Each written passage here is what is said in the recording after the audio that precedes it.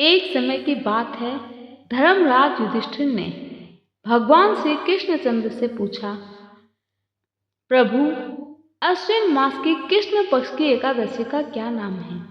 इसकी विधि तथा फल क्या है? सो कृपा करके कहिए। भगवान श्री कृष्ण कहने लगे, इस एकादशी का नाम इंद्रा एकादशी है। यह एकादशी पापों को नष्ट करने वाली तथा पितरों को अधोगति से मुक्त देकर मोक्ष प्रदान करने वाली है। हे राजन, ध्यान पूर्वक इसकी कथा सुनो।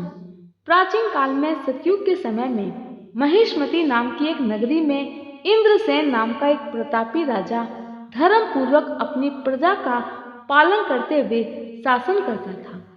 भगवान विष्णु की कृपा से उसके राज्य में सभी सुखी थे।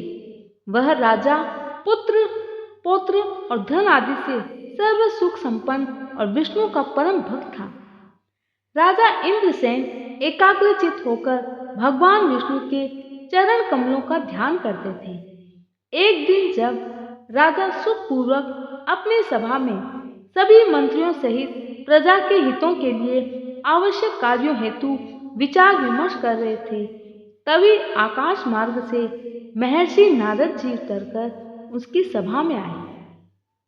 राजा ने नारद मुनि को देखा और उन्हें हाथ जोड़कर प्रणाम किया और विधि पूर्वक आसन व अर्घ्य दिया।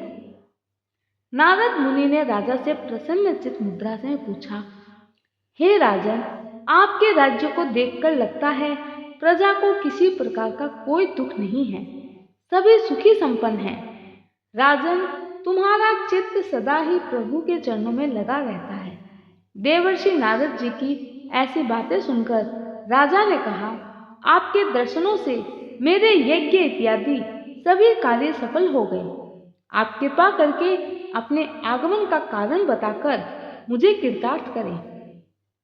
तब ऋषि कहने लगे, हे राजन, तुम अपने धार्मिक कार्यों से कभी पीछे नहीं हटे हो, फिर भी आश्चर्य कर देने वाली मेरे इन वचनों को सुनो।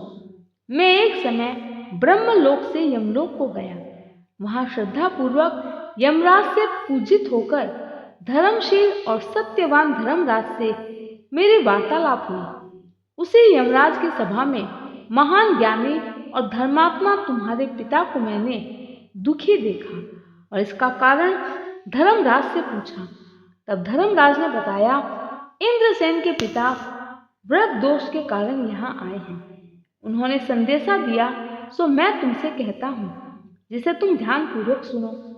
आने वाले अश्विन मास के कृष्ण पक्ष की इंद्रा एकादशी का फल यदि तुम्हारे पिता को मिलता है तो वह व्रत भंग के दोष से मुक्त हो जाएंगे एवं स्वर्ग के अधिकारी बनेंगे। इतना सुनकर राजन कहने लगे, हे महर्षि, आप इस व्रत की विधि मुझसे कहें। नारद जी कहने लगे, आश्विन मास के कृष्ण पक्ष की 10वीं के दिन प्रातःकाल श्रद्धा पूर्वक स्नान आदि से निर्वत होकर पुनः मध्यकालीन में नदी आदि में जाकर स्नान करें। फिर श्रद्धा पूर्वक पितरों का श्राद्ध अर्पण करें और एक समय भोजन करें। प्रातःकाल होने पर एकादशी के दिन दामतुन आदि करके स्नान करें। फिर व्रत के नियमों को भक्ति पूर्वक ग्रहण करते हुए प्रतिज्ञा करें, मैं आज संपूर्ण भोगों को त्याग कर सभी इंद्रियों को नियंत्रित करते हुए निराहार एकादशी का व्रत करूंगा।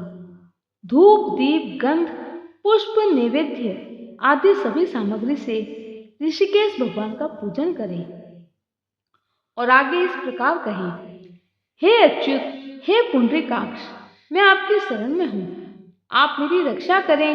हे चक्रपाणि, मेरी इस एकादशी का फल मेरे पिता को मिले।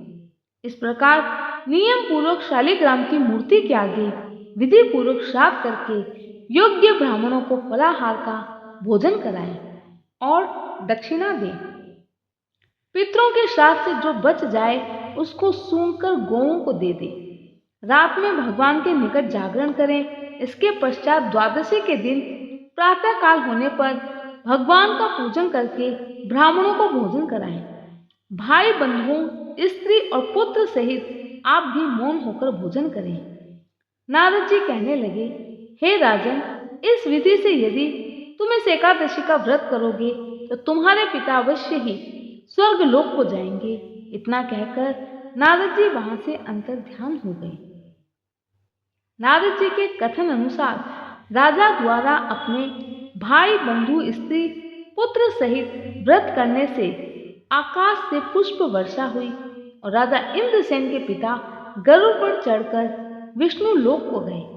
राजा इंद्रसेन भी एकादशी के व्रत के प्रभाव से निष्कंटक राज्य करके अंत में अपने पुत्र को सिंहासन पर बिठाकर अपना जीवन भगवान विष्णु के चरणों में समर्पित कर दिया और वे स्वर्ग लोक को गए। हे युधिष्ठिर, यह इंद्र एकादशी के व्रत का महात्म मैंने तुमसे कहा, जिसको पढ़ने और सुनने से मनुष्य सभी पापों से छूट जाते हैं और भगवान विष्णु की भक्ति प्राप्त होती है। जय श्री कृष्ण।